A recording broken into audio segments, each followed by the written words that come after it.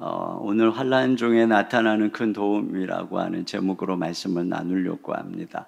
루터가 종교 개혁의 깃발을 들었을 때 그는 그 당시에 엄청난 권력을 가진 로마 교황청으로부터 살해, 협박에 시달렸습니다. 엄청난 두려움이 그에게 찾아왔는데 그때 그가 동역자인 멜랑히톤을 찾아가서 이렇게 이야기를 했어요. 지금 원수마귀가 극심하게 공격하고 있다. 우리 시편 46편을 펼쳐놓고 같이 기도하자. 그때 그가 지은 찬송이 내주는 강한 성이요 방패와 병기 대신에 큰 환난에서 우리를 구하여 내시리로다 라고 하는 이 찬송을 적극 작곡하고 작사하고 그리고 힘있게 걸어갔을 때 정말 하나님께서 모든 환난에서 루터를 건져내시고 종교개혁을 이루게 한 것을 우리가 알 수가 있습니다. 오늘 바로 그 시편 46편 속으로 같이 들어가려고 합니다. 이 시편은 큰 환난을 당한 상황을 배경으로 하고 있어요. 자, 1절을 같이 봅니다. 시작. 하나님은 우리의 피난처시오 힘이시니 환난 중에 만날 큰 도움이시라. 네, 환난 중에 만날 큰 도움이라고 한 것을 보니까 그들이 환난을 만났어요. 그런데 그때에 큰 도움도 경험했다는 것입니다. 그래서 오늘 시인은 먼저 그들이 만난 큰 환난이 무엇인지, 그리고 그 다음에 그것과 대조해서 하나님의 큰 도움은 무엇인가 하는 것을 우리에게 말해주고 있는데, 먼저 그들이 만난 큰 환난을 은유적으로 표현하고 있는데, 첫째로는 큰 지진과 같은 환난이라고 표현하고 있어요. 2절입니다. 시작.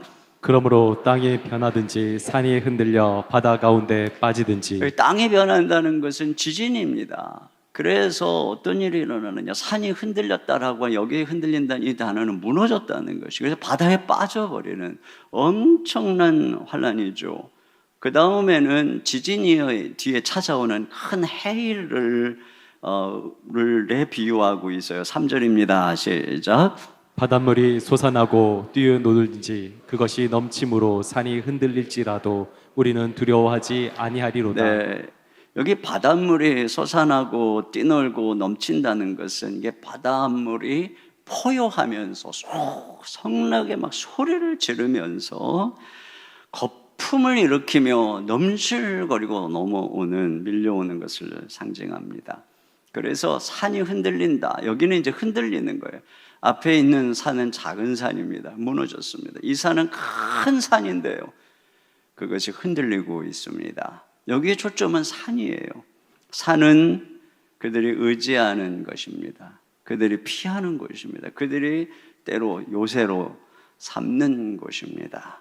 그런데 그 산이 무너지고 산이 흔들리는 재난입니다. 이게 무엇일까를 6절을 보면 조금 더 자세히 알 수 있는데, 거기 보니 문나라가 떠들며 왕국이 흔들렸더니 이렇게 되어 있습니다. 여기 문나라가 떠든다라고 하는 이 단어가 조금 전에 파도가 성나게 소리를 지르며 밀려오는 바로 그 단어인 것입니다. 그래서 지금 왕국이 흔들렸다. 군대가 몰려와서 나라 전체가 흔들리는 상황입니다. 그들이 의지하고 살아가는 나라가 무너질 국가적 위기 상황인 것이죠. 많은 학자들은 이 시의 배경은 아마도 히스기야 때에 아수르의 사내립이 밀고 들어와서 모든 유다의 성들을 함락하고 예루살렘을 에워쌌을 때의 상황일 것이다, 이런 이야기를 합니다. 사실 그때 그 히스기야 요 전쟁이 일어나기 8년 전에 아수르에서 쳐들어와서 북이스라엘의 사마리아 성을 함락시키고 북이스라엘의 모든 자들을 다 포로로 잡아갔습니다. 망한 거죠. 아수르에 의해서 북이스라엘이 망한 상황입니다. 그런데 그 아수르가 이번에 쳐들어온 것입니다. 그래서 이번에는 유다 나라가 망할 국가적 재난의 상황이 닥친 것이죠. 이런 엄청난 재난 앞에서 이번에는 그 환난 중에 만난 큰 도움을 소개하고 있는데, 먼저 시인은 재난 가운데에도 평화로운 한 성을 소개하고 있어요. 4절입니다. 시작. 한 시내가 있어 나뉘어 흘러 하나님의 성 곧 지존하신 이의 성소를 기쁘게 하도다. 네, 여기 한 시내가, 한 강이 시내가 흘러요. 근데 나뉘어서 흐른다는 것은 이게 지류를 형성해서 성 전체를 흐르고 있는 이 모습은 앞에 파도가 넘실거려 해일로 파괴적으로 다가오는 것하고는 대조가 되는 아주 평화로운, 그래서 사람들은 그 강가를 거닐며 기쁨을 누리는, 바로 그걸 상징하고 있는 것입니다. 그래서 여기 보니까 그것 때문에 하나님의 성이, 하나님의 성소가 기뻐한다, 이렇게 이야기를 하고 있어요. 근데 이 기뻐하다라고 하는 이 단어가 바로 에덴이 바로 기쁘다라고 하는 뜻입니다. 그러니까 이 성이 지금 에덴 동산과 같이 평화와 기쁨이 넘친다. 이곳이 바로 하나님의 성전이 있는 예루살렘 성을 말하는 것입니다. 왜 이렇게 환난 속에서도 고요하고 평화로운가? 5절 상반절에 보니까 하나님이 그 성 중에 계심에 성이 흔들리지 아니할 것이라. 하나님이 계시다는 것입니다. 하나님이 통치한다는 것이에요. 그래서 바깥에서 엄청난 군대가 쳐들어와서 진을 치고 협박하고 요동해도 성이 흔들리지 않는다는 것입니다. 왜요? 또 이어서 뭐라 그래요? 새벽에 하나님이 도우시리로다, 이렇게 말하고 있습니다. 그 성 안에 거하시는 하나님이 새벽에 도우신다. 바로 이 사건이 히스기야 때에 이 열왕기하 19장 35절에 이렇게 나옵니다. 다 같이 읽겠습니다. 시작. 이 밤에 여호와의 사자가 나와서 아수르 진영에서 군사 18만 5천 명을 친지라. 아침에 일찍 일어나 보니 다 송장이 되었더라. 네, 그 18만 5천이 전부 다 송장이 되어버려. 여호와의 사자 혼자 나와서 그 모든 자들을 다 멸한 것입니다. 그러니까 하나님이 얼마나 엄청난 분인가, 그 성에 계신 우리 하나님은 얼마나 놀라운 분인가. 그렇기 때문에 어떤 환난이 와도 두려워하지 않는다, 평안하다, 기쁨이 넘친다, 이런 얘기를 하고 있어요. 여러분, 요즘에 우리는 속속 재난의 위기 경보 소리를 듣고 있습니다. 북한의 핵 위험이 점점 커지고 언제 전쟁의 위험이 올지, 또 열강들, 미국, 중국, 러시아의 긴장이 고조되고 전쟁의 가능성이 점점 커지고 있습니다. 이미 경제적인 전쟁은 엄청나게 치열해져서 언제 우리가 의지하던 기업들이 무너질지 모르는 상황이죠. 환경 재앙이 너무나도 급한 가속도가 붙어서 지금 이 가을에 이렇게 더울 줄을 누가 알았겠습니까? 언제 어떻게 죽어가 어떻게 될지 모르는 위기, 전염병, 엄청난 홍수, 자연재해가 찾아오고 있어요.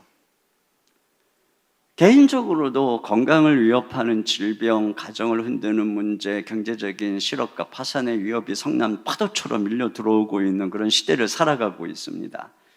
근데 여러분, 이런 때에 중요한 게 무엇이냐? 그거죠. 이런 국가적인 재난 앞에서 우리도 이 시편 기자처럼 고백하고 주를 찬송할 수 있는가? 내 인생의 재난 앞에서 과연 우리도 이렇게 말할 수 있는가? 우리도 루터처럼 그렇게 승리할 수 있는가? 이것입니다. 여러분, 여기 우리가 주목해야 되는 것은 1절에 나오는 환난 중에 만날 큰 도움. 여기 만날, 환난 중에 만날이라고 한 이 단어가 바로 찾아내다, 발견하다라고 하는 의미인데, 이게 수동태입니다. 그러니까 발견됐다, 예기치 않게 뜻밖의 환난 속에서 나타났다, 이것입니다. 그래서 영어 성경은 이거를 ever present help라고 그랬어요. ever present help. 항상 존재하는 도움, 늘 환난 때마다, 인생의 고비 때마다 나타나는 도움, 이렇게 이야기를 했어요. 마치 어린아이가 길을 가다가 넘어질라 싶으면 같이 가던 엄마가, 아빠가 딱 붙잡아주고 도와주듯이 말이에요. 여러분, 우리가 인생에서 환난을 당할 때, 어려움을 당할 때 하나님이 나타나서 언제든지 도와주신다면 우리 인생에 두려운 게 무엇이 있겠습니까? 자, 지금 시인이 이렇게 고백을 하는데, 그럼 과연 어떻게 이런 일이 일어나고 있는 것인가? 과연 우리는 어떻게 우리의 삶 속에서 ever present help를 경험할 수 있을까? 첫째로는 과연 우리의 성에 하나님이, 주님이 통치하고 있는가 하는 것입니다. 여러분, 조금 아까 우리가 본 것처럼 이 성은 평소에 하나님의 통치를 경험하는 성인 거예요.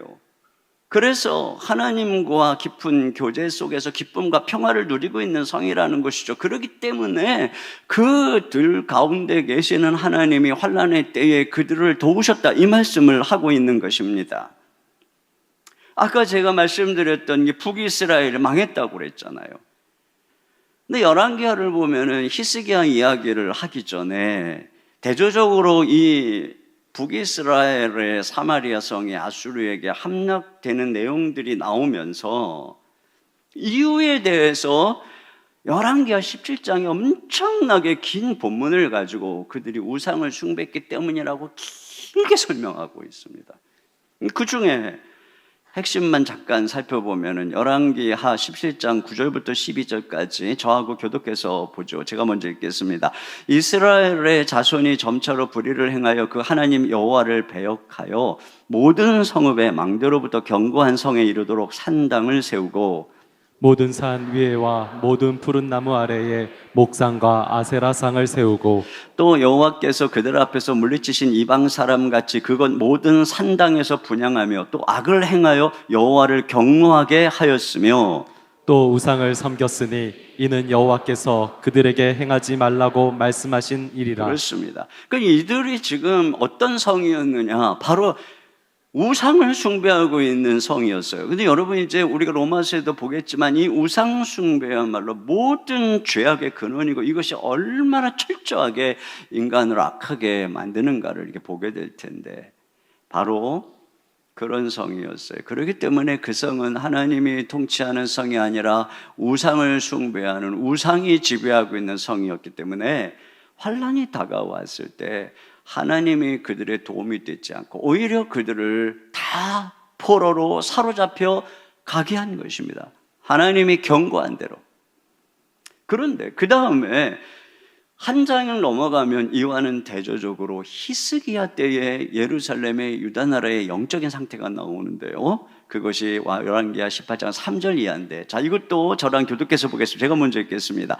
히스기야가 그의 조상 다윗의 모든 행위와 같이 여호와께서 보시기에 정직하게 행하여 그가 여러 상단들을 제거하며 우상을 깨뜨리며 아세라 목상을 찍으며 모세가 만들었던 놋뱀을 이스라엘 자손이 이때까지 향하여 분향하였으므로 그것을 부수고 느후스단이라 일컬었더라. 히스기야가 이스라엘 하나님 여호와를 의지하였는데 그의 전후 유다 여러 왕 중에 그러한 자가 없었으니 곧 그가 여호와께 연합하여 그에게서 떠나지 아니하고 여호와께서 모세에게 명령하신 계명을 지켰더라. 계속이요. 그와 함께 하심에 그가 어디로 가든지 형통하였더라. 네, 이것이 바로 그 시기의 예루살렘 성의 모습이었습니다. 그러니까 하나님이 그 성에 거하시면서 통치한 것이, 그러니까 성의 운명이 어디에 달려있느냐, 대적이 얼마나 강하냐, 이것이 아니라 똑같은 대적입니다. 그런데 그 성에 하나님이 계시느냐, 하나님이 안 계시느냐, 하나님이 통치하시느냐 아니냐, 이거죠. 여러분, 관광지에 가면은 찬란했던 성들이 박물관으로, 기념관으로 남아 있습니다. 왜 그럴까요? 거기에 더 이상 왕이 있지 않기 때문에 그렇습니다. 이 예루살렘 솔로몬 성전이 아무리 금으로 화려하게 했다 할지라도 그들이 죄악을 범하고 왕이 떠나자 그 성전은 함락된 것이죠. 그것입니다. 그러나 왕이 거하면, 그렇죠, 왕이 거하면 그 영광은 영원한 것입니다.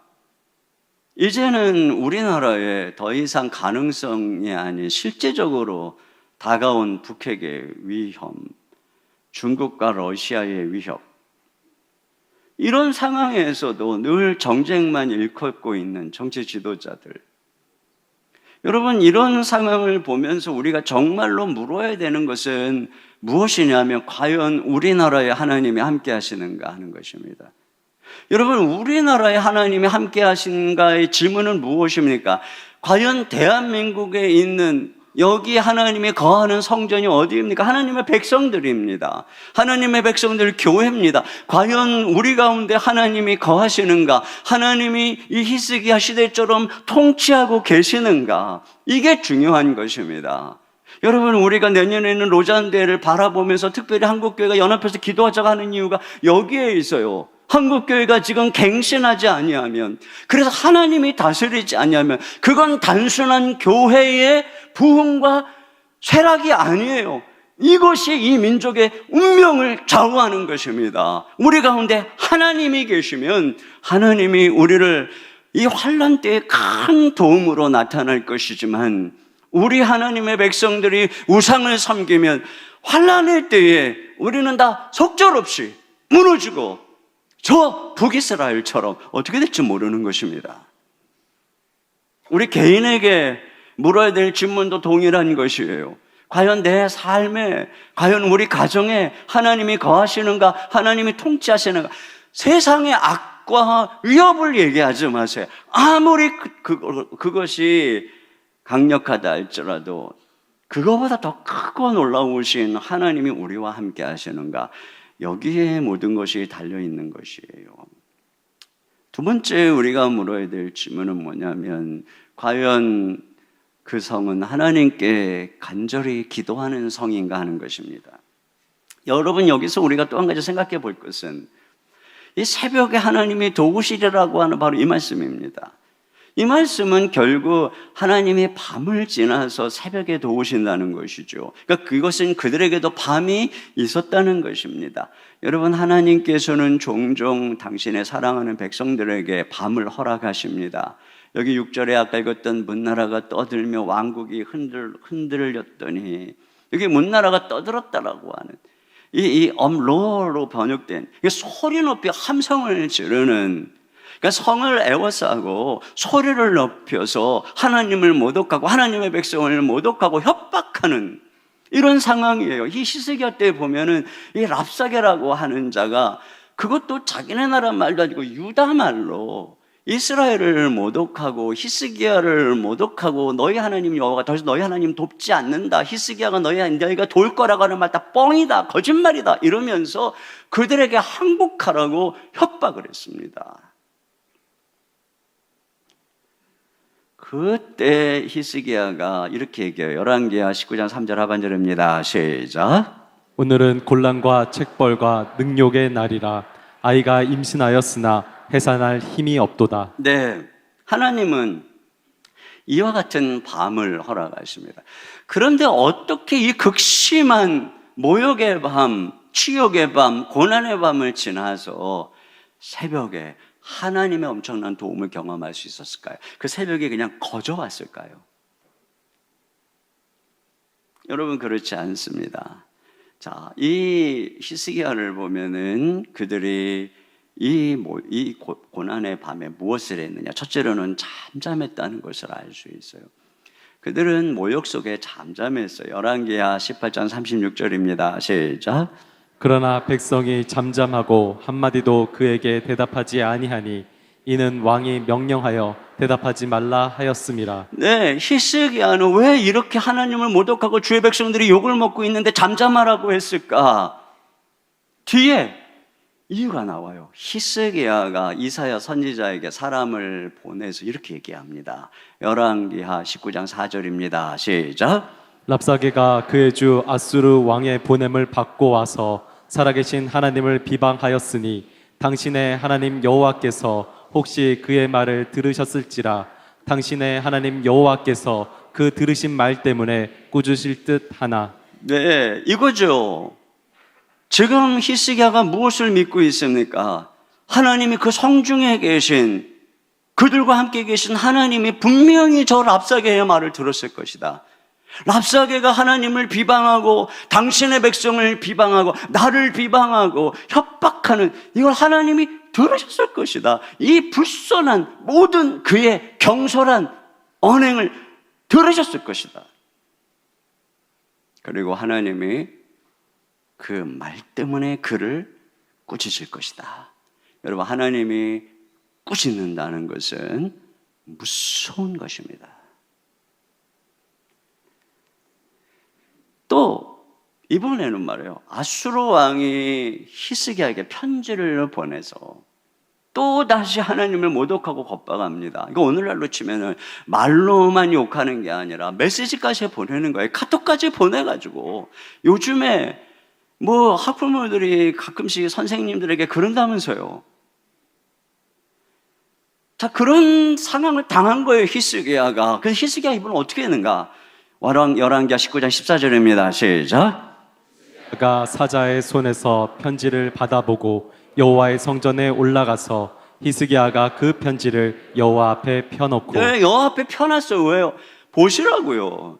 히스기야는 믿는 것입니다. 하나님이 성전에 계시다는 것을, 하나님이 자기들과 함께 계셔서 모든 것을 감찰하시고 듣고 보고 계시다는 것을 믿는 것입니다.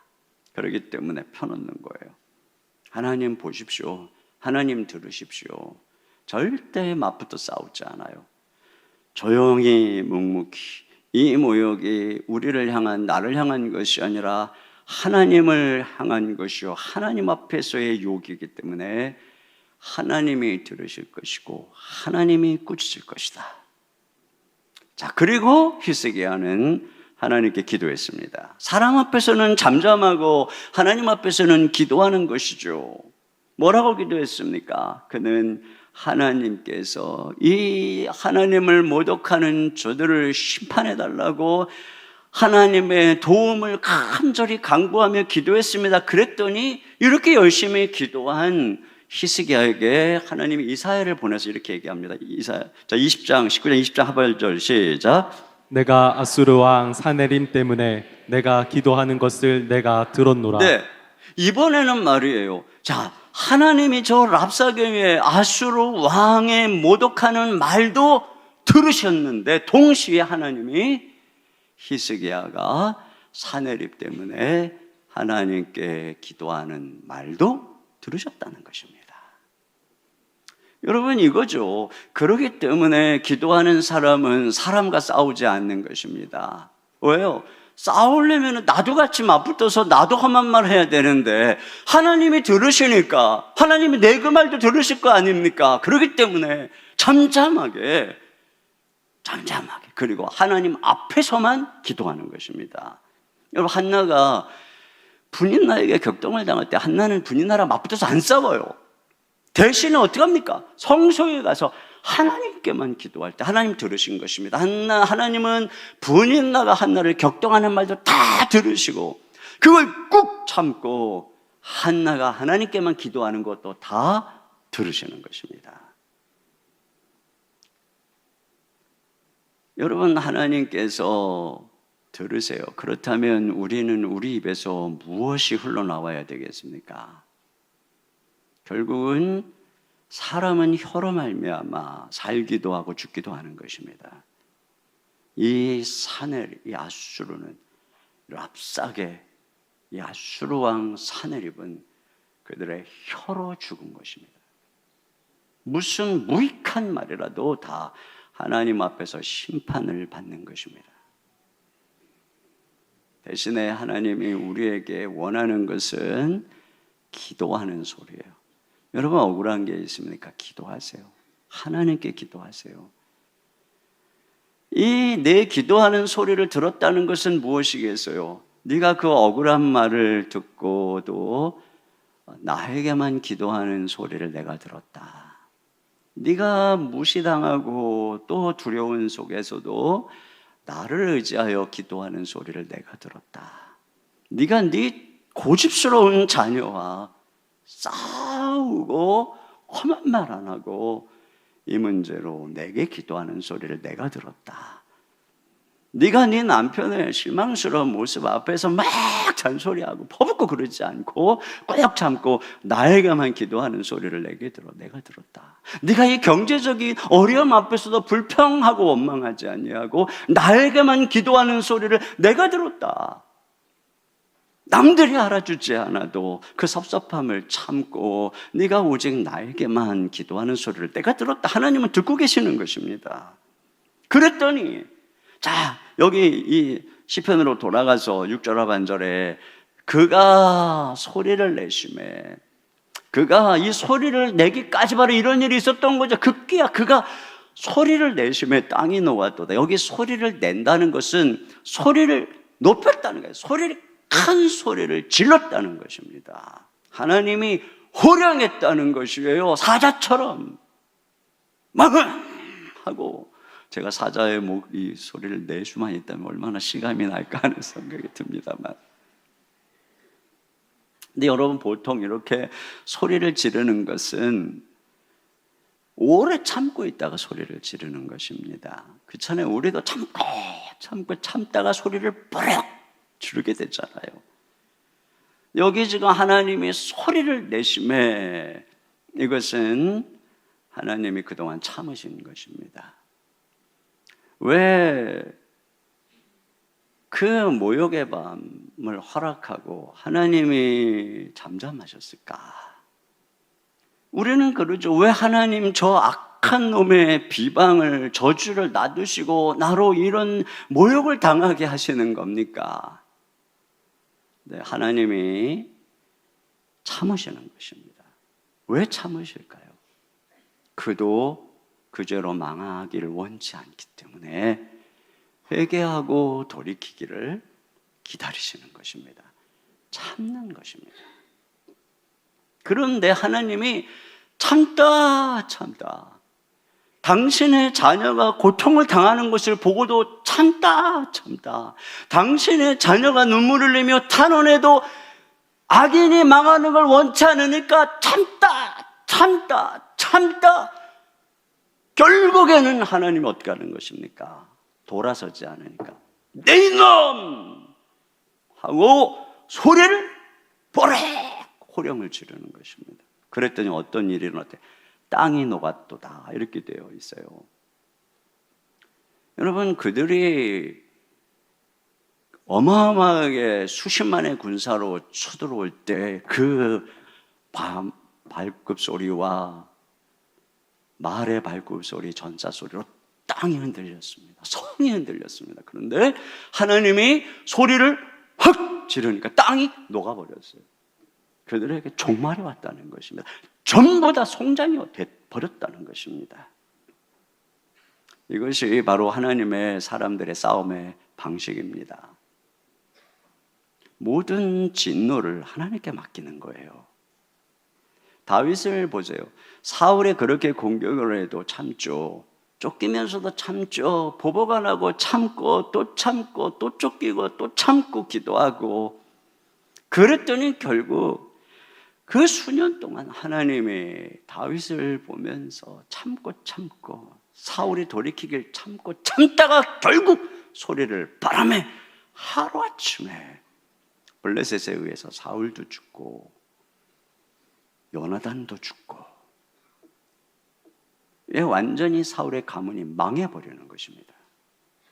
여러분, 민수기에 보면은 모세가 굿수 여인하고 결혼했다는 이유로 미리암과 아론이 뭐라 그러죠. 특히 이 미리암이 너희만 선지자로 불렀느냐 그러면서 엄청 모세에게 뭐라고 하는데, 모세는 가만히 있습니다. 그렇게 막 뭐라 해도 모세는 그냥 가만히 있어요. 그랬더니 급기야 거기 하나님이 여호와가 진노를 발하십니다. 그래서 어떻게 되냐? 미리암이 나병에 걸려버리는 거예요. 여러분, 우리가 참을 때, 우리가 하나님께만 기도할 때 하나님이 일하시는 것입니다. 그 허락된 밤을 참고 인내하며 기도하면 결국에는 주님이 일하시는 새벽이 다가오는 것입니다. 시편 30편 5절 하반절 다 같이 읽겠습니다. 시작. 저녁에는 울음이 깃들일지라도 아침에는 기쁨이 오리라. 네, 새벽에 도우시는 하나님을 경험하게 되는 것이에요. 그리고 특별히 여기 이 구절 말씀에 보니까 결국 이 구절 같이 보겠습니다. 시작. 그가 땅끝까지 전쟁을 쉬게 하시며 활을 꺾고 창을 끊으며 수레를 불사르시는도다. 네, 이것이 바로 우리 하나님이 일하실 때 나타나는 평화입니다. 평화. 모든 전쟁을 그치게 하는 것입니다. 여러분, 하나님이 다스리시면 평화가 옵니다. 전쟁이 끝납니다. 우리 안에 내적인 다툼과 갈등이 사라지고 마음이 평안하다면 우리는 모든 에너지를 쏟아서 효율적으로 열매 맺는 일을 할 수 있습니다. 질병과의 싸움이 끝나고 관계의 싸움이 끝나고 이런저런 싸움이 끝나면 우리는 역량을 최대로 주님의 뜻을 이루는 데 사용할 수 있습니다. 그러니까 나라든 교회든 개인이든 싸우지 않고 평안할 때 우리는 엄청난 하나님의 일을 감당할 수가 있는 것이에요. 근데 언제 우리가 하나님만 섬기고 그 하나님께만 기도하며 나아갈 때 결국은 하나님이 일하실 때 모든 역풍이 잔잔해지고 평화가 오는 것입니다. 그러므로 마지막으로 우리가 한 가지 더 생각할 것은 날마다 이 승리의 새벽을 경험하라는 것입니다. 새벽에 도우시는 하나님을 만나라는 것이에요. 여기 지금 하나님이 새벽에 도우시리라 이렇게 말씀하고 있는데 저는 이 말씀을 묵상하면서 이 말씀의 진정한 성취가 우리 주 예수 그리스도에 의해서 이루어졌다라고 하는 걸 깨닫게 되었습니다. 여러분, 우리 선하신 예수님께서는 사람들이 예수님을 비난하고 모욕하고 모함하고 욕하고 침뱉고 때리고 채찍질하고 못을 받고 우리 주님을 창으로 찌르고 십자가에 매달려 극심한 고통 속에서 죽으심을 당하는 이 모든 순간에 예수님은 잠잠하셨습니다. 아무 말도 하지 않고 모든 것을 하나님 아버지께 부탁했습니다. 그 예수님은 무리하고 악한 자들에 의해서 죽임당하시고 무덤에 갇혀 잠시 악이 승리한 듯 보였으나 하나님이 이걸 묵묵히 바라보시던 하나님이 그 아들을 향한 온갖 십자가의 고난에 우리의 모든 죄를 담당시키기를 원하셔서 묵묵히 바라보시던 하나님이 급기야 소리를 발한 것입니다. 그래서 의로우신 예수님을 누르고 있던 사망, 어둠, 마귀의 권세를 파해버리시고 저 공중의 권세에 잡은 악한 마귀를 하늘에서 쫓아내버리시고 예수 그리스도를 무덤에서 일으키신 것입니다. 예수님을 승천시키신 것입니다. 그 예수님을 온 땅에 주로 승리자로 삼으신 것이죠. 여러분, 이 예수님 안에서 모든 사망, 악한 마귀의 권세가 그 발 아래 밟히고 우리 주 예수님은 영원한 승리자로 통치하고 계시는 것이죠. 그렇기 때문에 이 시편 46편은 예수님 안에서 성취된 것입니다. 그렇다면 여러분, 우리 신자에게 있어서 새벽은 특별한, 우리 주님이 부활하신 승리의 이 새벽은 특별한 의미가 있는 것입니다. 새벽에 하나님이 도우시리라. 우리에게 있어서 새벽은 매일매일 승리하신 예수님의 부활 생명을 경험하며 그분을 만나는 시간이죠. 우리가 하루를 살다 보면 많은 일들에 분주하게 되고 지치고 또 세상에 때묻고 그렇게 집으로 돌아오죠. 그리고 우리는 저녁에 기도와 더불어서 잠자리에 듭니다. 잠자리에 들 때 우리는 예수님의 십자가에 못 박혀 함께 죽는 것입니다. 그리고 아침에 깰 때에 우리는 그분과 함께 부활하는 것입니다. 그래서 새벽에 깨어서 주님 앞에 나아가면 어김없이 승리하신 부활의 주님이 찾아오시는 것입니다. 함께하는 거죠. 그리고 그분과 함께 그날을, 새로운 날을 시작하는 것입니다. 그 부활의 주님이 이전 것은 지나갔으니 보라 새 것이 되었다. 이렇게 날마다 우리에게 새로운 생명과 새로운 날을 주시는 거죠. 이것이 바로 신자의 새벽인 것입니다.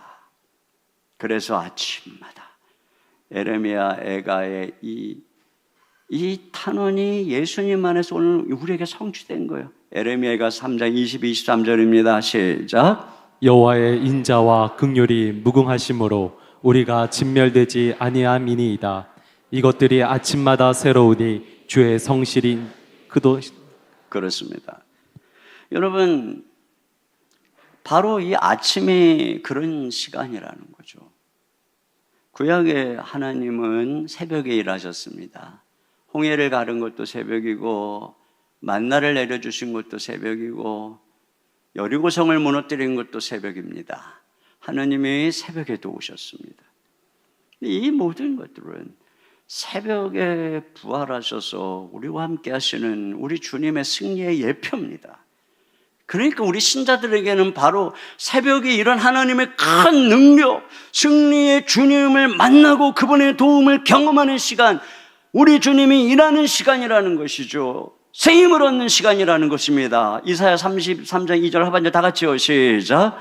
주는 아침마다 우리의 팔이 되시며 환난 때에 우리의 구원이 되소서. 네, 그래서 이 말씀 그대로 우리는 아침마다 이 놀라운 도움을 주시는 은혜를 경험하게 되는 것입니다. 그런 면에서 그리스도 안에서 이 새벽 우리가 앞에서 고백한 이 ever present help, 이 늘 우리와 함께 하시는 도움을 만나는 시간인 것이에요. 이 새벽에 여러분, 그래서 하나님께서는 구약의 이스라엘 백성들을 새벽 체질로 만드신 것 아닙니까? 광야에서 40년 동안 이스라엘 백성들에게 이게 해 뜨기 전에 만나를 내리시고 해가 지면 다 사라지게 함으로써 그 모든 백성들을 40년 동안 새벽 체질로 만드시고 급기야는 여호수아에 의해서 그들이 가나안 땅 정복 전쟁할 때 가만히 보면 여호수아의 군대는 아침에 일찍 새벽에 다 일어나서 전진하고 그 땅을 밟을 때 하나님이 그들과 함께 했던 것을 우리가 보게 되는 것이죠. 여러분, 이것이 오늘 우리를 향한 예표예요. 예수님 안에서 우리의 삶의 승리의 비결이 어디에 있느냐? 바로 새벽을 깨워서 우리와 함께 하시는 주님과 매일매일 동행하는 것입니다. 시편 5편 3절 다 같이 읽겠습니다. 시작. 여호와여, 아침에 주께서 나의 소리를 들으시리니 아침에 내가 주께 기도하고 바라리이다. 네, 바로 이 본이 예수님입니다. 그래서 예수님의 새벽 미명에 일어나서 한적한 곳에 가서 기도하셨던 것이죠. 여러분, 우리가 이와 같이 새벽을 깨우는 것이 하나님의 섭리 가운데 있다라고 하는 것을 알 수 있는 것이 이 신체적인 이유에서도 그렇습니다. 아침형 인간이라고 하는 책을 써서 이 아침 신드롬을 일으켰던 분은 일본의 이 사이쇼 히로시인데, 이분이 의사입니다. 근데 이분이 의사니까 뭐라 그러냐면, 우리 몸의 이 자율신경은 이 교감신경과 부교감신경으로 나뉘어져 있는데, 부교감신경은 운동을 우리의 몸을 쉬게 해주는 것이고, 이 교감신경 운동을 관장한다는 것입니다. 그래서 밤이 되면은 자야 되니까 이 부교감신경이 발달한다는 거예요. 그래서 잠이 온다는 것입니다. 근데 아침이 되면은 이 교감신경이 왕성해져서 깬다는 것입니다. 이게 생체시계가 우리 안에 있다는 것이죠. 근데 이 사람에게 말이죠, 아침 이 5시만 되면 이 맥박이 빨라지는 거예요. 왜? 이 교감신경이 지금 이게 빨라지니까. 그러니까는 이때쯤 되면은 막 깊은 잠을 자기가 어렵다는 게 이때 일어나야 된다는 것입니다. 또 잠을 잘 때도 말이에요, 체온이 좀 떨어져야 되는데 사람의 이 체온이 가장 높을 때가 낮 2시고 가장 낮을 때는 새벽 2시에서 3시라는, 요때 깊은 잠을 잘 수 있는데, 그러기 때문에 잠을 언제부터? 체온이 내려가기 시작하는 10시부터 11시경에 잠잘 때 깊은 잠을 자고 새벽 4, 5시에 일어날 수 있다는 것입니다. 그렇기 때문에 이 새벽 5시쯤 되면 체온이 올라가고 이 교감신경이 활동하기 때문에 두뇌가 아주 명석해지는 시간이라는 거죠. 이것만 봐도 이런 삶이 굉장히 효율적인, 그래서 우리의 삶이 최고의 능력을 발휘하는 그러한 그 어떤 생체 리듬이라고 하는 것을 알 수가 있습니다. 그래서 일본의 이 전설적인 인물들이 다 새벽을 깨운 사람들이라는 거예요. 그래서 일본 전국시대의 패권을 잡은 오다 노부나가라고 하는 사람은 매일 새벽 4시에 일어나서 말을 타고 16km를 달려가면서 전략을 세우고 다시 16km를 달려오면서 결단을 내렸다는 것입니다. 그런데 이 오다 노부나가가 새벽 4시에 말을 탈 수 있도록 새벽 3시에 일어나서 모든 것을 준비하고 오다 노부나가의 신발을 따뜻하게 품에 안고 데웠던 도요토미 히데요시는 천하통일을, 이 일본의 전통 천하통일을 이루었다라고 하는 것입니다. 여러분, 우리나라의 고 정주영 회장 같은 경우에 이 현대 창업자죠. 이분은 새벽 4시에 일어나서 오전 5시에 아들들을 다 모아놓고 식사를 했답니다. 새벽 5시에. 그리고 누군가라도 늦으면 헛되게 야단을 쳤다는 거예요. 그것이 바로 그들이 이와 같은 기업을 이루어가는 비결이었다는 것이죠. 이 세상 사람들도 그렇다면 여러분, 우리 하나님의 백성들은 어떻겠습니까? 영적으로 우리가 새벽을 깨워야 되는 이유를 몇 가지로 생각해 보면은, 우리가 첫 시간을 깨서 주님을 만난다는 것이 그만큼 우리가 주님을 사모한다는 것의 표현인 것입니다. 그러니까 일어나서 제일 먼저 주님을 찾는 거죠. 시편 17편 15절입니다. 시작. 깰 때에 주의 형상으로 만족하리이다. 네, 그렇습니다. 그러니까 가장 주님을 사랑하는 사람이 가장 주님을 먼저 찾게 되고, 주님은 나를 사랑하는 자를 내가 사랑해서 내가 그에게 나를 나타낼 것이라고 말씀하고 있는 것입니다. 그래서 우리는 아침에 주님의 인자하심을, 이 인자가 사랑이에요.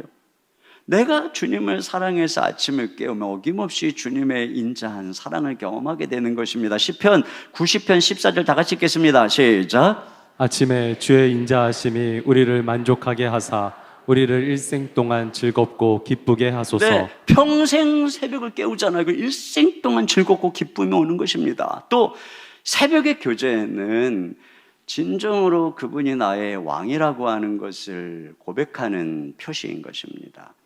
여러분, 사람들은 하인에게는 짜투리 시간을 내지만 왕에게는 가장 좋은 시간을 내는 것이죠. 내가 내 인생의 첫 시간, 첫 열매, 그 시간에 무엇을 하는가, 거기에 누가 내 왕인가가 결정되는 것입니다. 가장 컨디션이 좋을 때, 가장 명료할 때, 가장 창조적인 시간에 바로 주님을 만날 때 우리는 고백하는 거죠. 당신이 나의 가장 소중한 분이요 최고의 왕입니다.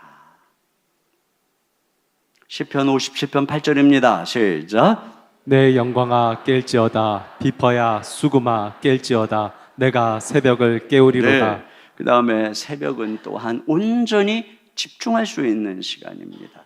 그렇잖아요. 일어나자마자 세상의 것들이 다가오기 전에, 사람들을 만나기 전에 주님만 바라보는 그 시간이 가장 집중할 수 있는 시간이기 때문에 이 시간이 가장 은혜 받기도 좋은 시간이고, 이 시간이 주님의 말씀을 깊이 깨달을 수 있는 시간입니다. 시편 119편 147편 이하를 읽어보겠습니다. 시작. 내가 날이 밝기 전에 부르짖으며 주의 말씀을 바라싸우며 주의 말씀을 조용히 읊조리려고 내가 새벽녘에 눈을 떴나이다. 그렇습니다.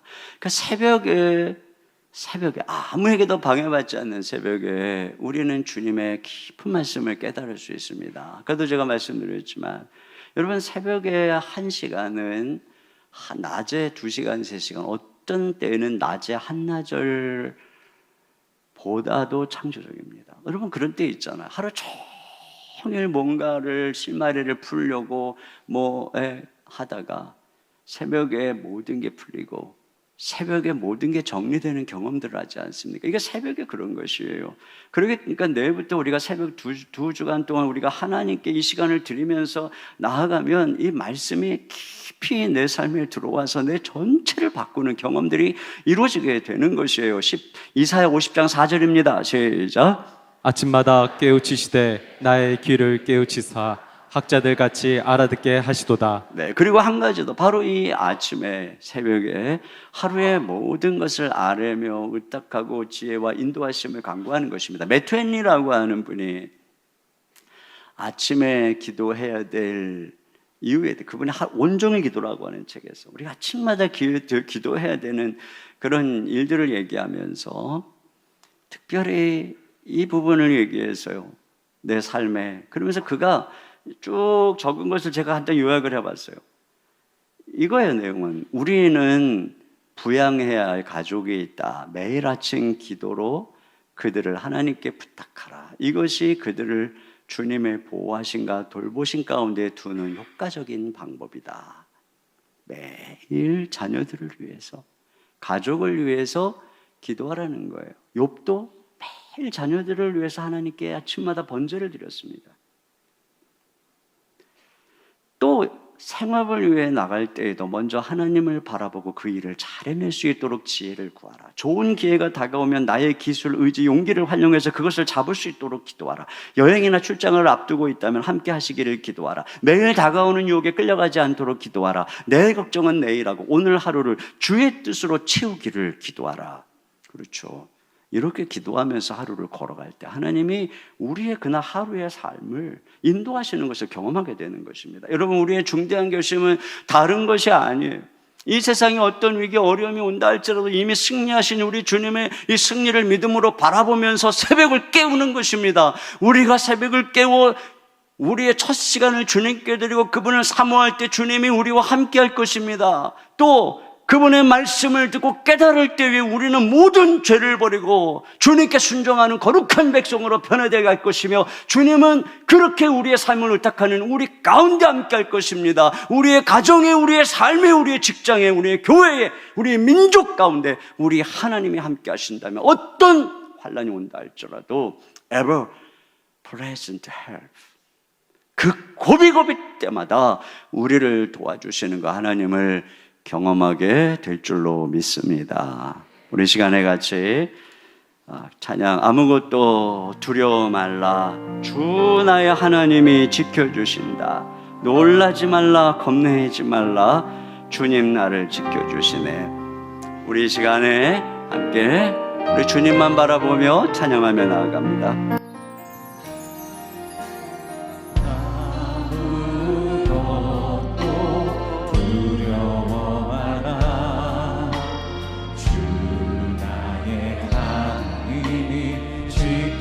주시네. 놀라지 마라, 겁내지 마라, 주님 나를 지켜주시네. 아멘. 아무것도 두려워 말라, 주 나의 하나님이 지켜주시네. 놀라지 마라, 겁내지 마라, 주님 나를 지켜주시네. 내 마음이 힘에 겨워 지칠지라도 주님 나를 지켜주시네. 세상의 험한 풍파고 다칠 때도 주님 나를 지켜주시네.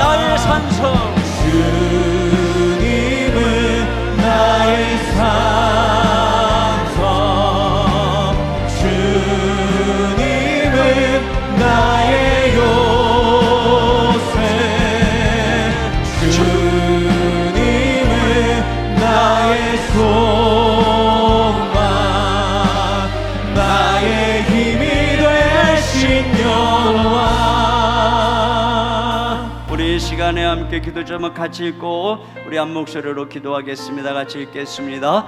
주님, 환난 가운데서 큰 도움이 되시는 하나님만 바라보고 두려워하지 않게 하소서. 주님, 한국 교회와 주의 백성들이 우상을 버리고 하나님만 섬기게 하사 하나님이 거하시는 나라 되게 하소서. 주님, 우리 가정 일터에 주님을 모시고 늘 기도하게 하소서. 새벽을 깨워 내일부터 시작되는 가을 특세에 전심으로 참여하게 하소서. 하루의 첫 시간을 왕이신 하나님께 드림으로 날마다 승리의 새벽을 경험하게 하소서. 우리 한 목소리로 기도하겠습니다. 하나님 아버지,